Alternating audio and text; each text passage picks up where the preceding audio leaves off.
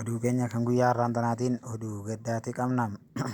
Guyyaa kaleessaa iddoo hojii isaatti magaalaa Adaamaatti du'a tasaatiin addunyaa kana irraa kan boqotan Dr. Adam Hussein sirna awwaalcha isaanii bakka dhaloota isaanii iddoo Ammeenyaa jedhamtu magaalaa Addeelletti awwaalamuun isaatis dhagahame.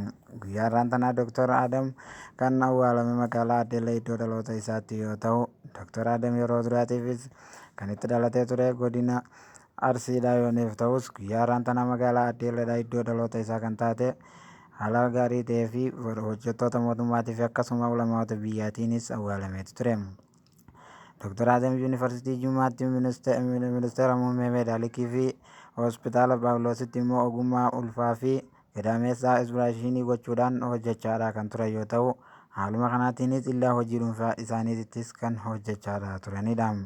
Adam hubannoota isaaniis sadarkaa tokkoffaa mana barumsaa Baamoo Lakka sadaffaatii fi lammaffaatti immoo mana barumsaa Ammeenyaa gosoota barachuudhaatiin qabxii olaanaa fiduudhaan Yuunivarsiitii Jimmaatti kan ramadaman yoo ta'u, haaluma kanaatiin guyyaa har'aantanaa immoo du'aan addunyaa kana irraa boqochuun isaanii dhagahame.